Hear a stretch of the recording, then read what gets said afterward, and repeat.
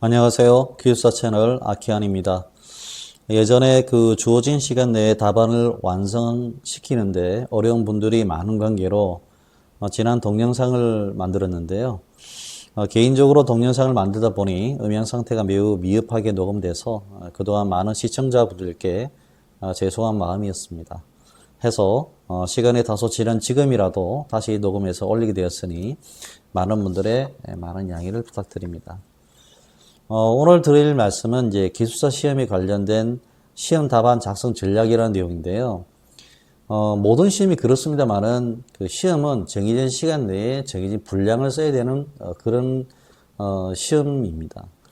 기숙사 시험도 이제 100분이라는 시간 내에서 우리가 이제 영어로 또는 서술의 시험을 쉬어야 되는데 이 부분에서 많은 수험생들이 좀 어려움을 겪고 계신 것 같아요. 그래서 지난 10년간 강의를 하면서 저희가 이런 부분에서는 좀 나름대로 좀 요령이 필요하다 생각을 해서 제가 강의를 하고 난 이후 한 6년, 7년 정도 있다가 이 방법을 좀 고안을 해내고 사실 좀 이렇게 썼을 때 막 굉장히 좀 효과가 있었습니다. 그래서 이 부분에 대해서 여러분께 공개적으로 좀 소개를 해드리고 좀 안내를 해드리면서 전국에 계신 우리 수험생분들이 이런 부분에서 조금이나마 수험 전략을 짜고 시험 연습을 하실 수 있는데 도움이 되었으면 하는 마음에서 준비를 하게 되었습니다. 첫 번째 내용은 이제 기숙사 시험 시간 및 답안 작성 분량입니다. 이 내용은 사실 많은 분들이 알고 계신 내용이지만 그래도 이제 처음 시험을 공부하시거나 다시 한번 시험 시간에 대한 부분에서 다시 한번 리마인드를 해보고 싶은 분들한테는 의미 있는 시간이니까 잘 들어보시고요. 여러분들께서 처음에 이 기숙사 시험을 이제 접했을 때 이게 이제 서술형 또는 기술형 시험이라는 것을 알게 되십니다. 네, 이게 기술형 시험이라는 것은 결국에는 이제 어떤 답안지에다가 직접 펜으로 이제 손으로 이제 써서 그 답안의 내용을 채워가면서 하는 형태인데 사실 기숙사 시험은 84개의 종목이 있는데 모든 시험이 다 그렇습니다. 예, 이 구조 기숙사도 사실은 반은 이제 서술 문제, 반은 이제 계산 문제인데, 그래서 거의 대부분의 이제 기숙사 문제가 다 서술형이다. 이렇게 보시면 되겠고요. 특히 건축시공기사 같은 경우에는 이제 답안을 쓰시는 분들이 답안을 굉장히 고퀄리티로 잘 쓰세요. 그렇게 하시면서 이제 주어진 시간 내에 이제 그 답을 완성하시는 분들이 많기 때문에, 결론적으로 말씀드리면, 주어진 시간은 똑같지만 주어진 시간 내에서 분량과 퀄리티를 잘 잡아내는 분들이 시험에서 합격률이 좀 높더라, 이렇게 좀 말씀드릴 수 있습니다. 그래서 모든 시간의 시험이라는 게 다 그렇듯이 시간과 분량의 싸움이다, 이렇게 좀 말씀드릴 수 있어요. 예전에 제가 한 30년 전에 이제 군복무할 때 행정고시를 합격한 그 친구와 같이 이제 군복무를 한 적이 있었는데, 그 친구한테도 제가 이제 물어보니까 시험을 어떻게 쳤냐 하니까 이제 그 당시에는 A3로 쳤던 걸로 기억을 해요. 이제 그렇게 하는데 이제 끊임없이 써야 되니까 굉장히 쉼없이 썼었고, 그래서 이제 그 당시에는 시험을 만년필로 쳤답니다. 그래서 제가 물었어요. 야, 이거 만년필 시험 치다가 잉크 다 되면 어떻게 하냐 물었더니 그 친구가 그렇게 대답을 했어요. 만년필 잉크 넣을 시간은 없습니다. 그냥 만년필을 4개, 5개를 들고 갈 뿐이죠. 라고 이야기해서 제가 이제 그때 참, 시험에 대한 속성을 그때 참 느꼈던 그런 기억이 납니다. 오래전 일이죠. 그래서 이 동서고금을 막론하고 시험이라는 것이 결국 분량과 시간의 싸움이라 말씀드릴 수 있는데, 지금 이제 건축시공기사 또는 전체적인 기사를 공부하시는 분들이 아직도 이 문제를 많이 고민을 하고 계시고 어려움을 느끼고 계세요. 네, 그래서 그 어려움을 느끼는 것이 잘못된 것이 아니라 당연한 것이다, 이런 말씀을 드리면서 시작을 하도록 하겠습니다. 기숙사 시험에서 첫 번째 보면 용어 문제가 있죠. 그리고 서술 문제가 있습니다. 여러분 잘 알다시피 각각 100분의 시간이 주어집니다. 그 100분의 시간이 주어질 때 용어는 10문제를 풀어야 되고 서술 문제는 4문제를 풀어야 되죠. 물론 영어는 13문제가 주어지고 서술 문제는 6문제가 주어져서 고르는 문제가 있습니다. 예전에 한번 말씀드렸습니다만은 지금 현재 이제 기술사회 회장님이신 장덕배 이제 회장님과 10여 년 전에 저희가 등산에 갔을 때, 제가 강의하기 전이었죠. 그래서 시험 문제에 대한 난이도와 그런 부분에서 좀 어느 정도 좀 이렇게 이야기를 했더니, 시험 문제는 출제자의 양심에 따라서, 그렇게 출제할 수 있도록 하기 위해서, 고르는 문제를 형식을 만들어 놨기 때문에 출제자한테 그런 부분에서 부담을 주지 않도록 노력을 하고 있다. 뭐 그렇게 말씀하시면서 이야기를 하셨던 기억이 나는데요. 그래서 이제 어쨌든 13개 중에 10문제를 고르고 6문제 중 4개를 고른다 하더라도 사실은 다들 만만치 않은 문제를 골라서 어렵게 풀어나가야 됩니다. 이제 그렇게 하다 보면 사실은 영어는 이제 문제당 10분을 주어지고 소설 문제는 이제 문제당 25분이 주어지는 그런 단순 계산이 떨어지게 돼 있죠. 근데 실제로 딱 10분 만에 치고 또 10분 만에 치고 또 25분 만에 치고 25분 만에 치고 이렇게는 사실 안 돼요. 그래서 영어 같은 경우에는 8분까지는 한 문제당 치기는 어렵지만 빨리 하시는 분들은 한 8분 30초 만에 좀 문제를 푸시는 것 같고요. 9분 만에 푸시는 분들도 제법 많습니다. 그리고 이제 그 소설 문제도 25분이 아니고 23분 만에 푸시는 분들도 상당수 계세요. 왜 그러냐면 시험 문제를 읽고 다음 문제를 넘어가는 부분에 있어서 시간적인 더미가 좀 있거든요. 그리고 이제 소설 문제 같은 경우에는 초안을 잡는 분이 많잖아요. 그리고 실제로 저도 이제 강의할 때 소설 문제만큼은 초안을 꼭 잡으시라고 이야기를 합니다. 그런 초안을 잡는 시간도 좀 있기 때문에 기본적으로 좀 각 문제당 1, 2분 정도는 여유를 두고 시험 치셔야 되고요. 그리고 전략적으로 봤을 때 이 문제는 내가 이제 분량을 좀 늘리겠다. 좀 잘 쓰겠다. 그렇게 되면 그게 이제 영어 같은 경우도 10분이 넘어갈 수도 있고 소설도 25분이 넘어갈 수도 있겠죠. 근데 그렇기 때문에 항상 10분, 25분 끊는 것이 아니고 거기서 1, 2분은 좀 절약해서 답을 쓰는 그런 어떤 그 전략이 좀 필요하죠. 근데 그렇게 하기 위해서는 더욱더 사실 그 시간과에 대한 부분에서 싸움에서 좀 이렇게 유리한 고지를 점할 수 있도록 나름대로의 준비가 좀 필요합니다. 그래서 이제 그런 어떤 시간과 분량과의 싸움에서 내용을 봤을 때 영어는 일단은 분량을 본다면 최소 한 페이지 이상을 쓰셔야 됩니다. 그래서 기존의 학원계에서는 0.75페이지, 즉 4분의 3페이지 이상 쓰면 점수로 나온다 이렇게 말씀하시는데 된다고 말씀하시는데 점수로 나오죠. 하지만 굉장히 좀 낮은 점수가 나옵니다. 그리고 소수 문제도 2.5페이지 이상 쓰라고는 하지만 보통 3페이지 이상은 쓰셔야 됩니다. 저하고 같이 공부를 하셨던 그 소장님 중에 한 분이 뭐 지금 합격하셔서 사실 굉장히 좀 이렇게 굉장히 사회생활을 참 잘하시는 분이 계신데 그분이 그 2번 연속에서 2교시 또는 3교시를 2.5페이지를 썼어요. 그때마다 그 교시가 점수가 굉장히 낮았습니다. 그래서 그런 경험을 비춰봤을 때는 기본적으로 어느 정도 분량을 확보하지 않으면 아무리 좋은 답이라 하더라도 점수를 확보하기가 좀 쉽지 않겠구나 라는 생각을 좀 가졌습니다. 그래서 여러분들께서는 영어는 최소 1페이지 이상, 소설 문제는 최소 3페이지 이상 이렇게 하셔야 되고요. 그리고 여러분 잘 아시다시피 답안지 항문은 14페이지로 이루어져 있어요. 그래서 이제 그 부분을 어떻게 쓸 것인가 생각해 보면, 사실 한 페이지 쓰면, 영어 문제 같은 경우는 10페이지면 충분하겠죠. 물론 그렇게 쓰셔서 합격하신 분이 대단히 많아요. 네, 그렇긴 한데, 또 사실 소수이긴 하지만 합격자 중에는 또 1.5페이지 이상 쓰셔가지고, 굉장히 좀 많이 좀 14페이지를 거의 다 쓰시는 분도 많이 계시다는 것도 여러분 좀 알고 계셔야 됩니다. 그래서 이제 기본적으로 학원에서는 공통적으로 통용되는 어떤 그런 룰을 정해서 거기에 맞춰서 이제 대량의 합격자를 이제 만들어내는 것이 이제 일종의 시스템이기 때문에 그래서 이제 사람마다 특징을 보고 거기에 대처하는 게 좀 쉽지는 않죠. 학원에서 말씀드린 게 틀린 말은 아닙니다만은 하지만 그게 다 전부 다가 아니라는 것도 알고 계셔야 합니다. 그래서 굳이 14페이지를 좀 이렇게 영어 문제에서 본다면 1.5페이지를 8문제를 풀죠.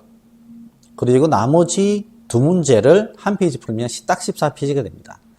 예, 그래서 이렇게 푸는 분은 별로 없을 거예요. 근데 저 같은 경우에는 1.5페이지를 4문제를 풀었어요. 나머지 이제 6문제가 이제 한 페이지 있으니까 12페이지가 되겠죠. 그렇게 푸시는 분이 좀 있다는 것도 알고 계셔야 됩니다. 그래서, 이런 부분에서 이제 전략적으로 이제 한 페이지 이상씩 쓰시는 분이 계시기 때문에 그런 분량적인 부분에서 일단 우위를 점할 수 있는 거죠. 물론 내용이 중요하죠. 내용이 제일 중요하고, 전혀 답하고 상관없는, 정답하고 상관없는 다른 쪽에 답을 쓰셔서 많이 쓴다 해서 점수는 안 나옵니다만은, 기본적으로 그 분위기에 맞는 내용으로 해서 성실하게 답을 쓴 것도 사실 채점 요소로 저는 된다 보고 있기 때문에, 그리고 증명이, 계속 경험칙으로 증명이 되었기 때문에, 이제 그 부분을 절대 간과해서는 안 된다. 자, 서술 문제도 볼까요? 답안이 한 권에 14페이지면 3.5페이지를 4문제를 했다 하면 정확하게 7, 24니까 14페이지가 되겠죠. 이렇게 쓰신 분이 계시죠. 그래서 이제 실제로 이렇게 계시지만 뭐 어떤 케이스가 좀 있냐면 3.5페이지를 2문제 쓰시고 3페이지를 2개 쓰시고 그렇게 해서 12페이지를 맞추시는 분도 좀 계십니다. 그래서 이제 기본적으로 어떤 경우에는 이제 3페이지, 3페이지, 3페이지 쓰시다가 3.5페이지 또는 아예 4페이지를 넘어가서 마지막에 그냥 좀 달려보는. 그래서 보통 영어 문제나 서술 문제나 마지막 문제는 뒤에 뭐 줄 관리가 필요 없잖아요. 물론 요즘에는 이제 문제마다 사실은 다음 페이지로 넘어갈 수 있는데 그렇게 되면 정말 3페이지씩 1페이지밖에 못 씁니다. 그래서 그렇게 하지 마시고 자기 연습하실 때 기본적인 자기가 쓰는 분량과 시간을 잘 조절할 수 있도록 연습이 좀 필요하다. 이 말씀을 좀 드리겠습니다. 그래서 그런 것들을 좀 이번에 어떻게 한번은 만들어낼 수 있을까 한번 고민을 좀 해보셔야 될 것 같고요. 그래서 두 번째는 이런 용어 문제, 특히 서술 문제 같은 경우에는 이제 이렇게 정해진 시간 내에 어떤 포맷을 만들어서 딱딱 끼워 맞추는 게 좀 쉽지는 않아요. 그래서 제 반에서는 그걸 하긴 하는데 그게 이제 원하시는 분, 꼭 필요한 분들은 하고, 용어 문제는 가능한 요 틀에 맞춰서 연습을 하고 나서, 그 다음에 이제 나중에 또 보여드리는 좀 이렇게 변형된 툴들을, 형식들을 보여드려요. 그래서 처음에는 굉장히 안정된 형식의 내용으로서 답안을 꾸려나가서 그 시간 내에 답을 쓸 수 있도록 그렇게 만들어 드리는 연습이 좀 필요합니다. 그래서 답이라서 처음부터 끝까지 첫째 줄에서 22째 줄까지 쭉 쓰는 게 아니고, 나름대로 그를 좀 이렇게 채워나가는, 그래서 이제 시간을 좀 아끼는 방법이 있다. 이제 그거를 제가 한번 실정적으로 보여드릴게요. 자, 일단은 지금 앞에 보시는 그 답안지가 이제 우리가 일반적으로 말씀하는 이제 시험 답안지죠. 가로적인 요소는 중요하지 않고 세로로 보면 여기에 22칸이 되어 있는데 여기 약 한 1cm 정도 돼요. 그래서 이게 22줄에 이제 1cm니까 22cm가 되겠죠. 중요한 것은 이제 22줄이라는 겁니다. 이거를 잘 살펴보셔야 되고요. 처음에는 이제 첫째 줄에 문제, 이렇게 쓰고 이제 거기다가 이렇게 이제 지워진 문제에 쓰겠죠. 그렇게 해서 이제 최고가치 낮춰져서 썼다. 이렇게 해놓고 나서 보통 이제 지문에 영문자를 주어지는 경우도 있으면 그것도 쓰지만 안 주어지더라도 실제적으로 The Best Value System. 물론 이제 교재에는 그런 영문이 안 나옵니다만은 인터넷 찾아보면 나오죠. 네, 그렇게 해서 여기서부터 이미 답이 시작된다. 이렇게 볼 수가 있는 거죠. 그 다음에 22줄의 문제 중에 나머지가 그러면 21줄이 되겠죠. 이것을 실제적으로 이제 가상의 연습 눈으로 해서 4단계로 나눠요. 그래서 첫 번째 단계에서는 5줄, 두 번째 단계에서는 6줄, 그 다음에 5줄, 5줄 이렇게 해서 이제 21줄이 되는 거죠. 그렇게 꺼놓고 나서 나중에 다시 그 부분에 들어가면 이제 우리가 이제 정의, 그 다음에 도해, 그 다음에 특징 또는 뭐 유의사항, 그 다음에 비교표 이런 식으로 4개의 어떤 답안의 꼭지가 넘어가기 때문에 그 부분을 빼면 나머지 부분들은 또 이제 개수가 한 줄씩 줄겠죠. 그래서 이거를 전체적으로 좀 살펴보면 첫 번째 요게 정의라고 해서 이제 답이 이제 주어지면 두 번째는 답을 썼을 때는 이 4칸을 띄우고 나서 그 다음에 두 번째는 여기에 대한 개념을 씁니다. 개념, 뭐 도해, 그 다음에 뭐 겨냥도, 뭐 이렇게 쓸 수 있겠죠. 근데 이제 그냥 개념 이렇게 쓰시면 좀 말씀이 좀 짧잖아요. 그래서 이때는 꼭 주어진 질문인 최고가치 낮출 제도의 개념 이렇게 쓰시는 게 좋죠. 예, 그렇게 해야 답안에 대해서 성실하게 표현하고 답안에 맞춰서 답을 쓴다는 그런 어떤 인식을 줄 수가 있습니다. 마찬가지로 세 번째도 역시 마찬가지 보면 필요성 및 발전 방향. 근데 무엇의 필요성 및 발전 방향이냐? 최고가치 낮출 제도의 필요성 및 발전 방향. 보통은 이제 이렇게 길게 되면 최고가치 낮출 제도에라는 말을 빼시는데 저는 쓰는 게 좋다고 봐요. 네, 그래서 이제 가능하면 이 부분에 성실하게 답을 좀 쓰시는 게 좋습니다. 그리고 마지막으로 봤을 때는 최고가치 낮출 제도와 LCC 최소화해서 비교라든지 단계라든지 이제 그런 것들을 통해서 이제 구분해서 우리가 좀 그런 것들을 이제 표현할 수 있겠죠. 자, 그래서 이렇게 보면 이렇게 네 단계의 꼭지를 나눠서 보면 5줄, 6줄, 5줄, 5줄 이렇게 돼요. 근데 그걸 조금 더 다시 세분해서 들어가면 실제 답을 더 써야 될 것은 4줄, 5줄, 4줄, 4줄이 되죠. 요게 기본적인 포맷입니다. 그래서 이렇게 해놓고 써놓고 나서 이 4줄, 5줄, 4줄, 4줄을 채워나가는 형식으로 답을 쓰시면 비교적 심리적으로 안정이 되면서도 빨리 쓸 수가 있어요. 예전에 한 4년 전인가요? 이 소장님이, 유모 소장님이 계셨는데 그분이 항상 답을 12분 만에, 11분 만에 썼어요. 그러니까 공부는 열심히 하시고 잘하셨기 때문에 굉장히 기대가 됐지만 1교시가 10개를 쓰는 부담감 때문에 시간 관리가 잘 안 되고 11분, 12분 넘어가는 문제가 몇 개 생기니까 시험을 굉장히 좀 이렇게 망치는 형태가 됐죠. 그래서 제가 고민하던 끝에 이 방법을 가르쳐 드리니까 이분이 10분 이내에 쭉 들어왔습니다. 그래서 이분이 그 다음 시험에 합격을 했어요. 그래서 사실 저는 이제 제가 약간 고집이 있어가지고 이렇게 요령 위주의 수업을 잘 안 하려고 해요. 근데 이제 이게 현실이다 보니까 그런 분들한테는 이게 또 맥히더라고요. 그래서 이걸 몇 년 동안 또 이렇게 필요하신 분들한테 하다가 용어 같은 경우에는 지금은 아예 이렇게 먼저 해놓고 나서 틀을 만들어 들여서 시간 내에 쓰도록 하고 나서 그 다음에 이제 변형된 내용으로서 답을 좀 쓸 수 있도록 그렇게 유도를 하고 있습니다. 그리고 지금 이제 보여드리는 이제 빨간색 라인이 하나 더 생겼죠. 이것은 기존의 3줄 라인 외에 빨간색 라인이 끊게 되는데 보통 학원에서 여기서 1cm 또는 1.5cm를 더 띄어서 이제 이렇게 하라. 그래서 빨간색 라인이 생기는데 뭐 그렇게 해서 답을 그 라인부터 쭉 쓰시는 분이 있고 하지만 요새 트렌드는 그렇게 안 하고 쭉 앞에 다 당겨서 쓰시는 게 트렌드예요. 그래서 한 장을 쓰시라도 꽉 채운 느낌. 뭐 그런 어떤 느낌대로 좀 쓰도록 한다. 뭐 이렇게 좀 트렌드지만 그래서 예전의 방식대로 좀 해서 해보면 이런 식으로 해서 답이 이제 끼워지게 되겠죠. 그래서 정의가 4줄로 쓸 수 있다면 뭐 2줄, 2줄 또는 3줄, 10줄, 1줄 이렇게 해서 이제 4줄이 될 수 있겠죠. 물론 이 4줄이 아니고 쓰다 보면 5줄이 될 수도 있어요. 그럼 밑에서 어딘가 1줄을 줄여야 됩니다. 이제 그거는 뒤에 가서 한번 설명드릴 수 있는 거고요. 그 4줄이라 본다면 첫 번째 1번에서는 이제 우리가 말하는 키워드가 들어간 정의가 들어가야 되고 두 번째도 키워드 및 정의가 들어가도 되는데 가능하면 1번에서 해결을 하고 나서 2번에서는 거기에 대한 특징이나 뭐 종류, 뭐 그런 성격 이런 것들이 좀 들어가죠. 근데 그렇게 해서 이제 답안을 이제 완성하고 그 다음에 이제 두 번째 개념이 들어가는 부분들은 이렇게 그래프나 도해나 이런 이제 부가적인 설명이 좀 추가돼요. 자, 이렇게 해서 좀 이렇게 하는데 지금 이 그래프를 보시면 아시겠습니다만은 이제 채점자들이 대부분 출제자도 그렇지만 채점자 대부분 좀 석박사들이 많으시기 때문에 논문을 많이 쓰신 분들이라서 그래프를 그릴 때 거기에 대한 단위, 그 다음에 그 곡선에 대한 정의, 그 다음에 그런 설명 이런 것도 좀 중요하게 봅니다. 그래서 이제 그래프를 그려서 이제 보통 이제 그래프를 그린다는 것은 굉장히 효과적이라서 금방 줄이 금방 넘어가잖아요. 그 중요한 부분이긴 한데 그걸 잘 이해하고 적재적소에 쓰느냐는 또 다른 문제이기 때문에 그렇게 쓰고 나서 거기에 타이틀을 쓰고 표를 그리시더라도 밑에 왼쪽 오른쪽 이렇게 가로를 그려서 지금처럼 LCC 곡선이라고 이렇게 많이 나오듯이 그렇게 좀 표현을 하셔야 되겠죠.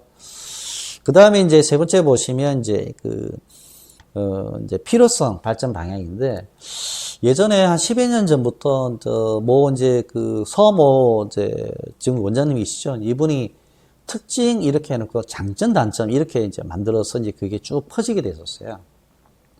그래서 사실 이제 특징에서 장점, 단점 표현하면 장점이 있으면 그 반대 내용은 단점으로 이제 추적해서 쓰기 쉬웠기 때문에 조금만 알아도 사실 장단점을 쓰고 이제 특징을 표현하기가 참 좋았단 말이죠. 근데 그것도 이제는 조금 옛날 이야기 같아요. 그래서 지금 어떤 거냐면 필요성, 발전 방향, 특징, 유의사항 이렇게 두 개를 쓰시는 쪽으로 좋습니다. 그래서 다른 분들이 뭐 특징, 뭐 유의사항 이렇게 하나씩 쓰는 게 아니라 특징 및 유의사항 이렇게 두 개 써서 이분은 요 한 칸에다가 두 개의 내용을 같이 썼구나 이런 인식을 주셔야 굉장히 답안이 좀 충실하게 느껴진다. 이렇게 좀 말씀을 드릴 수 있겠고요. 그 다음에 마지막으로 보면 마지막에 이게 여기는 이제 도표로 해서 이렇게 두 개의 그래프가 들어갔지만 통상적으로는 여기에 이제 비교표가 들어가죠. 그래서 이제 주어진 질문 외에 그거 외에 다른 것에 대한 비교표를 씀으로 해서 답안에 대한 어떤 채점 효과가 높아질 수 있도록. 근데 그렇게 한 것이 거의 FM입니다.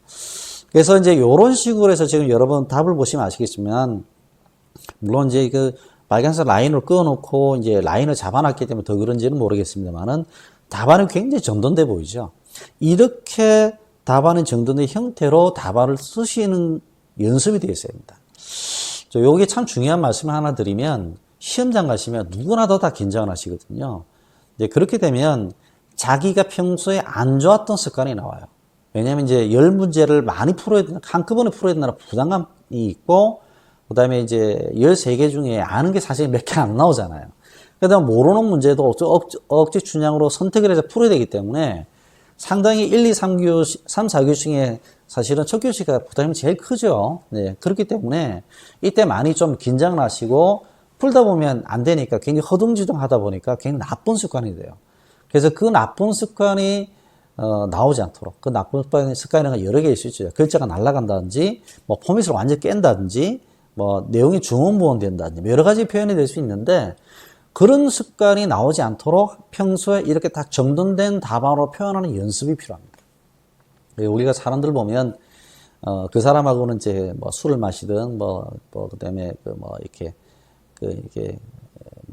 노름을 해보든 이렇게 그 사람의 끝을 보면 그 사람을 알 수 있다 하잖아요. 그래서 사람의 끝에 바닥이 보이는 그 부분에서 굉장히 자기를 드러나게 되는데, 시험 현장에서 자기의 단점이 드러나면 안 돼요. 그래서 이것을 극복하기 위해서는 이런 정해진 범위 내에서의 틀을 계속해서 연습을 해둬서 어떤 긴장되고 흔들리는 상황이 되더라도 최소한의 룰을 지켜서 답안을 쓸 수 있도록, 그 내용이 좀 부족하거나 내용이 좀 부실하다 하더라도 그렇게 함으로써 기본적인 부분에 있어서 답안의 점수를 최소 점수로 확보할 수 있도록. 그러니까 이제 사실은 57점, 58점 받을 수 있는 사람이 이 긴장이 되는 말 55점으로 떨어져 버리면 그게 굉장히 큰 데미지가 되는 거죠. 그래서 공부를 열심히 하시고 실력 되시는 분들은 당연히 1교시가 점수를 확보하는 굉장히 고마운 교재가 되겠지만, 공부를 시작하신 지 얼마 안 됐고 또 이렇게 용어에 조금 약하신 분들은 1교시가 좀 힘들 수밖에 없죠. 그래서 그런 부분들에 대해서는 이런 연습도 좀 필요하다, 이 말씀을 좀 드리고 싶습니다. 그래서 이렇게 해서 이렇게 답을 이렇게 쓰면 될 것 같고요. 자, 이거를 한번 왼쪽으로 당겨서 한번 보여드릴게요. 지금 아까 이제 그 부분을 이제 5줄, 6줄, 5줄, 5줄. 그래서 이렇게 쓴 내용을 보고 오른쪽으로 다시 비교를 해서 보면 여기서 좀 보여지는 것이 이제 내용적으로도 한번 봐야겠죠. 내용이 어떻고 구성이 어떻고. 첫 번째, 지금 빨간 라인으로 끈 게 사실은 키워드라고 볼 수 있어요. 그래서 특히 이런 문제 같은 경우는 키워드가 좀 많으니까 사실 이게 답안을 쓸 때 정확하게 외우지 않으면 참 쉽지 않죠. 그 중에 하나가 뭐냐? 바로 전제입니다. 그래서 우리가 이제 최고가치 낙찰 제도라고 하면 입찰 가격, 기술 능력을 종합평가한다. 그래서 이제 건축주한테 최고의 가치를 제공한다. 이렇게 기억을 하고 있잖아요. 근데 여기서 전제 조건인 LCC 최소라는 말을 빼고 쓰시는 분이 대단히 많아요. 여기에서 굉장히 채점에 대한 포인트가 크다는 거죠. 채점자는 바로 압니다. 왜냐면 짧은 시간이지만 여러 개의 답을 보기 때문에 부족한 답을 바로 눈에 들어오기 때문에 이런 부분들에서 실수하지 않도록 굉장히 연습을 많이 하셔야 되고요. 그 다음에 특히 이제 LCC 개념에 있어서 우리가 이제 세로는 코스트 축, 오른쪽은 펑션 축인데, 대부분의 이제 오른쪽 축들이 이제 타임이잖아요. 근데 코스트와 타임으로 이제 가면 이게 이제 간접비, 직접비가 되는 거지, 지금, LCC 곡선에서는 펑션이 되기 때문에 이게 생산비하고 유지관리비가 되는 겁니다. 그래서 지금 학원 교재에도 이게 좀 틀리게 나오는 부분도 있었어요. 그래서 이 부분에 대해서 실수하지 않도록. 유일하게 LCC 곡선에서만큼만은 가로가 코스트가, 이제 타임이 아닌 펑션이다. 요걸 잘 기억을 하시고, 요런 것들이 사실은 굉장히 이제 채점 요인이 많기 때문에 최고가치 낮춰 제도가 시험이 나오면 변별력을 만들어내기가 상당히 좋은 문제죠. 예, 물론 옛날 문제긴 하지만 그런 어떤 성격이 좀 가지고 있어서 출제도 많이 됐고요. 자, 그래서 이제 특히 이제 지금 여기 보여지는 이 그래프를 봤을 때 이 그래프를 어떻게 잘 표현하고 그리냐도 중요하고, 또 그래프 외에도 오른쪽에 하나 더 그리죠. 책에 보면, 교재에 보면 이게 그래프 하나만 더 그리지 않는지, 이제 도형가 하나만 그리져 있어요. 지금 답안은 2개 이상 그리십니다. 그래서 이제 지금처럼 좀 보여진 답안처럼 2개의 내용을 해서 설명할 수 있도록 그렇게 이렇게 하셔야 됩니다. 자, 그 다음에 아까 말씀드린 내용인데요. 필요성, 발전 방향, 이렇게 2개의 내용을 동시에 썸으로 해서 실제 답에 대한 가치를 높일 수 있도록 그렇게 좀 하시는 게 좋죠. 자, 그리고 이제 다른 분들 답을 좀 볼까요? 지금 보시면 뭐 글자가 대단합니다. 저도 사실 이 정도 글자를 못 써요. 우리 반에 계신 소장님들의 답안을 그냥 가져왔습니다. 예, 뭐 글자가 아주 훌륭하죠. 근데 여기서도 좀 보실 게 있어요. 그러면 앞에 사례처럼 그렇게 정해진 포맷으로 계속 연습을 하다 보면 굉장히 이제 이렇게 기본적으로 이제 타이틀을 쓰고 나서 채워넣는 형식으로 하다 보면 한 장 내에서 답을 쓰게 되는데, 저는 거기에서 머무르지 말고 조금 변형된 답도 좀 쓸 수 있도록 준비가 돼야 됩니다. 왜냐하면 이게 이제 똑같은 패턴으로 가면 좀 그렇거든요. 그래서 이번 경우에 좀 다른 형태의 답안을 한번 보여드리도록 그렇게 하겠습니다. 자, 여기 보시면 이제 왼쪽에 공동 도급과 컨소시엄의 필요성 되어 있는데, 요 두 번째 내용은 원래 5줄 쓰기로 되어 있었잖아요. 예, 그림 도에는 5줄 내에서 이제 타이틀까지 포함해서 5줄이면 그림이 4줄이나 4줄 반 정도 그려지고, 그 다음에 이제 밑에 타이틀까지 5줄 그려지는데, 요건 지금 10줄이죠. 이렇게도 할 수 있어요. 근데 사실은 그게 이제 요 밑에 있는 내용과 뒤바뀌어 있는 것이죠. 요렇게 해도 됩니다. 그러니까 이게 밖에 있다 해서 문제가 되는 건 아니에요. 그리고 그럼 위에 있는 게 이거는 그렇게 밖에 있어 하더라도 넉줄 돼야 되는 거 아니에요? 예, 석줄해도 되죠. 밑에서 지금 벌써 6줄을 하고 있기 때문에 이런 부분에서 좀 이렇게 위아래가 좀 바뀌어서 표현해도 전혀 문제가 없습니다. 그래서 중요한 것은 이 답안을 표현하는 데 있어서 어떻게 내가 정확하게 키워드 답안에 채점되는 요소를 부각시켜주고 그게 채점으로 연결되느냐가 중요한 거지, 기본적인 포맷은 답안을 빨리 쓰기 위한 포맷의 연습 과정이지 꼭 그것만 답으로 그렇게 쓸 필요는 없다. 이거 말씀드립니다. 단지 여기서 중요하게 생각할 건 뭐냐면, 기본적으로 앞에서 보였던 그 기본적인 답의 표현 방식이 연습이 되지 않는 상태에서 이렇게 여러 형태로 답을 쓰다 보면 아까 말씀드린 대로 시험장까지 다 긴장을 했을 때는 그 포맷이 무너지게 되어 있기 때문에 무너지지 않는 포맷을 딱 가지고 있어야 돼요. 네, 그런 부분들을 좀 강조해 말씀드리고요. 지금 이건 이제 종합진산 낙찰제와 종합평가 낙찰제.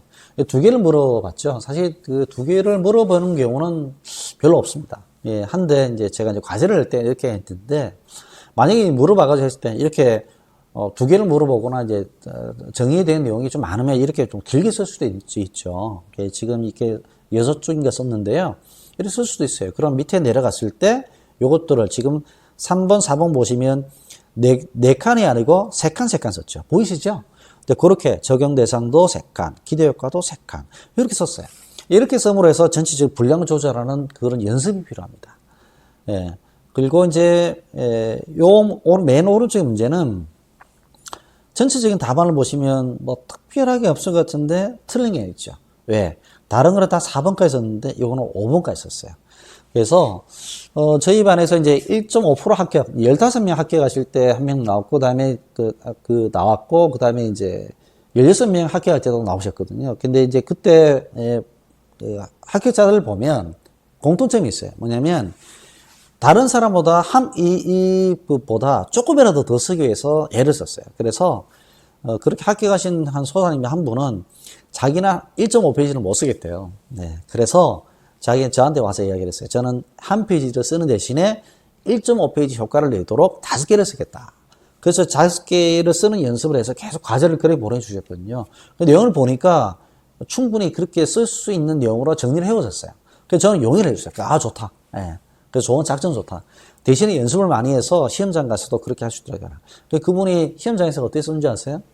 실질적으로 모든 문제를 5개씩 못 썼어요. 한 반 정도만 그렇게 5개 쓰고 나머지는 4개씩 썼습니다. 예, 1교시 때. 그래서 한 장씩 써서 10페이지 썼죠. 그래서 여러분께 좀 말씀드릴 내용은 그런 어떤 한 장을 쓰셔도 되고 한 장 반을 쓰셔도 되고 다 좋은데 기본적으로 자기만의 답안을 쓰는 전략이 필요한 거예요. 나는 요렇게 쓸 거라고. 그래서 그런 것들을 제가 이번 시간에 한번 사례로 보여드리는 거고요. 자, 여기 있는 소장님들도 답 좋습니다. 우리 반 소장님들이라 그런지 되게 답을 잘 쓰시죠.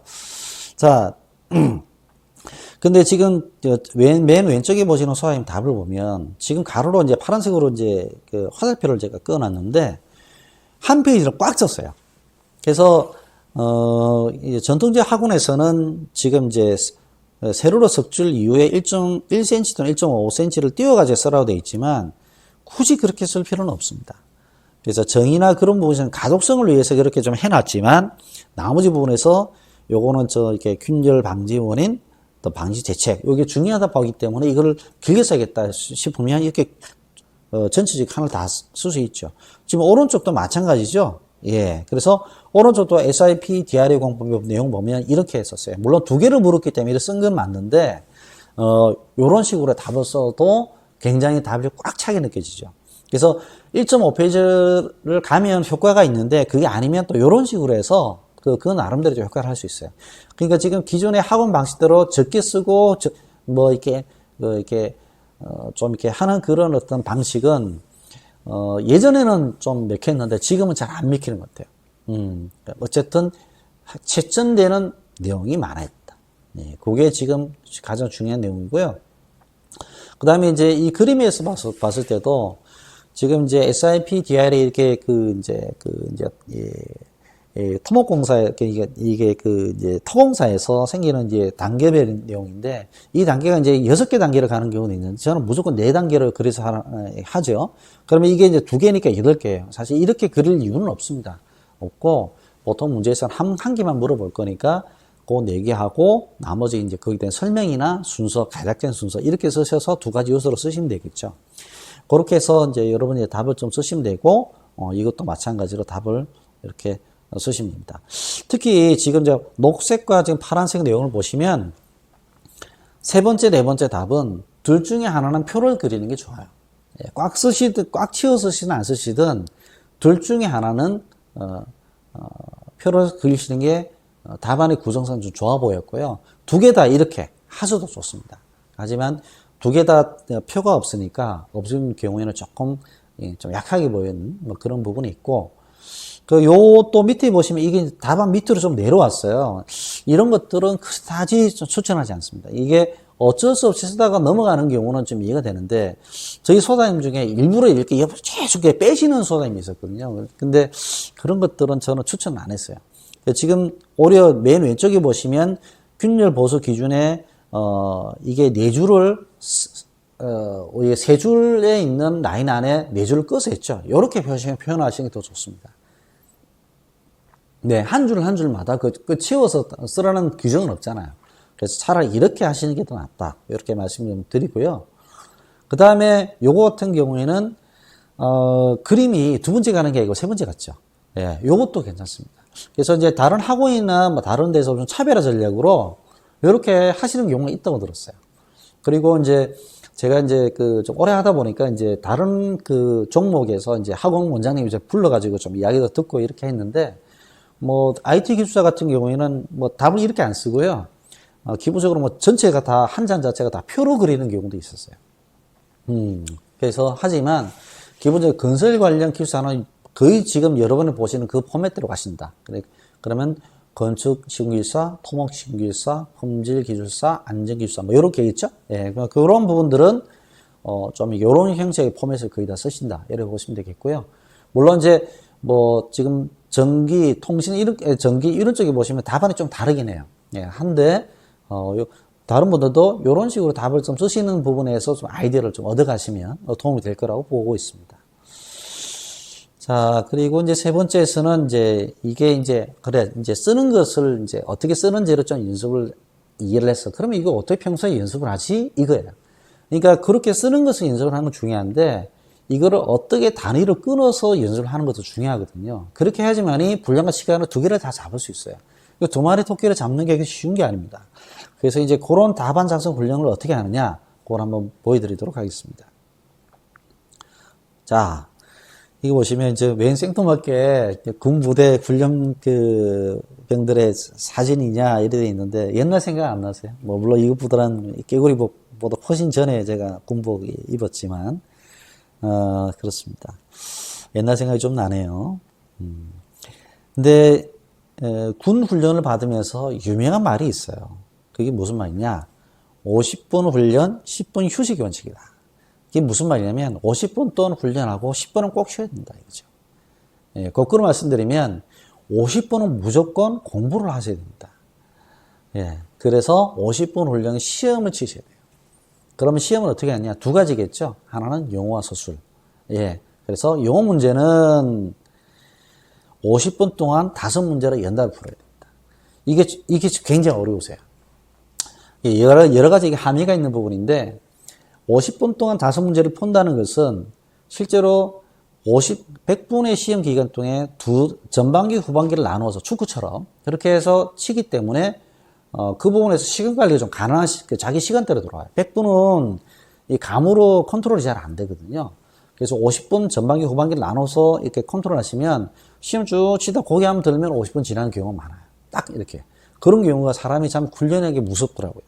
그래서 그렇게 하고 그 50분 동안 5문제를 푸는 연습을 하죠. 그러면 어떤 연습을 하게 되냐면 첫 번째는 어떤 거는 10분 만에, 어떤 거는 9분 만에, 어떤 거는 11분 만에 푸는 문제 생겨요. 그것을 5문제 안에서 왔다 갔다 하는 조율하는 능력이 생기죠. 그 다음에 이제 두 번째가 뭐냐면, 5문제를 풀 동안에 분명히 못 푸는 문제가 한두 문제는 꼭 나와요. 그게 시험장에서 생기는 그런 그 상황을 미리 대비하는 연습이 됩니다. 그래서 몰라도 그냥 아는 척하고 다음을 푸는 연습이 꼭 5문제 풀 동안에 1문제, 2문제 정도는 풀어보셔야 돼요. 예. 그 두 가지가 있기 때문에 굉장히 중요한 부분이 있어요. 이게 참 하기 힘든데 충실하게 하시면 하면 굉장히 효과가 있어요. 그래서 50분 동안 5번 풀고 이렇게 그다음에 좀 이렇게 휴식을 취한다든지 그렇게 좀 하시는 게 좋고 막 한두 문제 풀고 뭐 이렇게 일어나시고 이렇게 하면 안 됩니다. 예, 그렇게 하시면 학습 효과가 없어요. 왜냐하면 이게 자체적으로 한 문제는 공부되지만 시험 준비가 안 되는 거죠. 네, 그런 부분이 있고 서술 문제는 똑같습니다.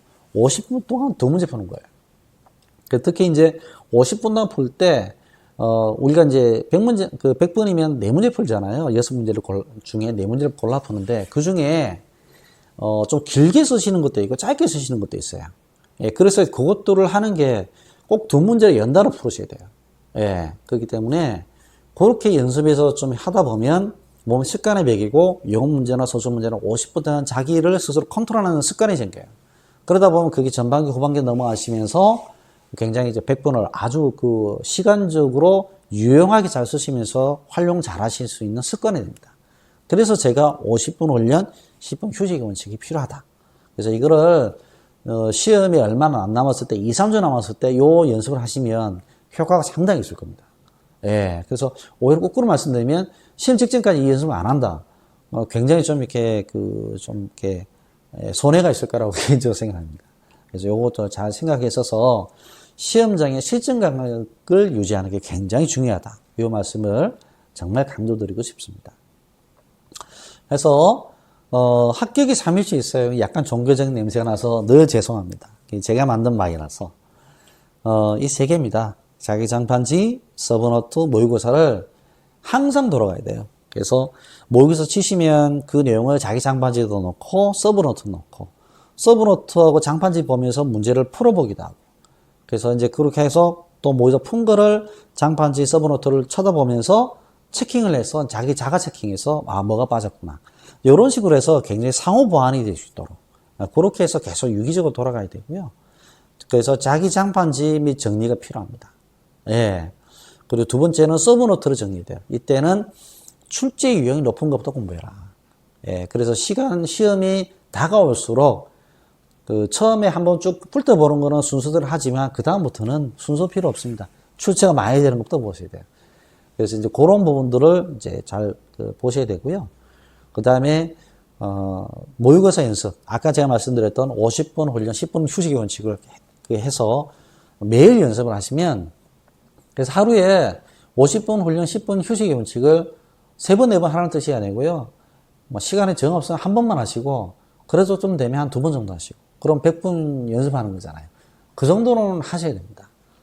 그렇게 하셔서, 나머지 또 장판지 외우는 거, 그 다음에 또 이게 A3 답안지, 우리 반은 그렇게 만들거든요. A3 답안지 만든 그 계속 읽어나가는 거. 많이 읽으셔야 돼요.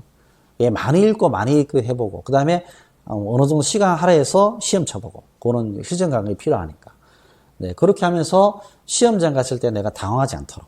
네, 그렇게 연습이 필요하고, 요런 것들은 이제, 원생들 간에 절대 공부를 혼자 해서는 안 됩니다. 같이 하고, 서로 동료도 해주고 정보도 교환하고 이렇게 하면서 하다 보면 이제 공부가 좀 힘들 줄 모르고 넘어가다 보면 하다 보면 합격되는 거예요. 네, 그런 경우가 케이스가 많았어요. 그래서 어떤 경우에는 제가 이제 전체적으로 봤을 때 한 명 빼고 전부 다 합격으로 다 나가가지고 그 다음에 오히려 이제 이게 다음에 수업이 안 되는 그런 황당한 그런 경험이 있었는데 너무 즐거운 경험이었습니다. 그래서 그런 부분에서 여러분들이 전국에 계신 우리 많은 소장님들이 또 굉장히 좀 이렇게 그 현장에서 또는 본사에서 굉장히 또 노고가 많으시고 수고가 많으시잖아요. 그래서 저는 늘 그분들 편입니다. 그래서 계속해서 또 학원 다니 여건도 안 되시고 또 여러 가지 또 이렇게 상황이 녹록지 않기 때문에 혼자서 열심히 하시는 분들을 위해서 제가 계속 유튜브를 공개를 하고 오늘 좀 다시 음향이 안 좋아 녹음하는 상태니까 앞에 내용 잘 기억해 주셨다가 해보시고 오늘 드린 아까 꼽아서 쓰는 그 상황은 제가 제안을 하고 하는 상황이지 여기에 대해서도 논란이 있을 수는 있어요. 하지만 이 논란은 그런 것을 감수하고 여러분한테도 조금이라도 도움이 됐으면 하는 차원에서 그런 어떤 포맷을 정해서 쓰고 채워서 써 나가면서 또 그것이 다 정리가 되면 변형된 형태로 또 답안을 쓸 수 있는 방법들을 제시를 한 거니까 너무 이렇게 크리틱하게 보지 마시고 이렇게 여러분들께서 학원을 못 다니시는 분들도 계속 공부할 수 있도록 저도 많은 보이지 않는 곳에서 응원하고 있다 생각드리겠습니다. 그것들 어쨌든 여러분들 열심히 하셔서 좋은 성과 있길 바라고 마지막으로 저희 유튜브 많은 또 구독과 또 이렇게 지원 부탁드리겠습니다. 네, 감사합니다.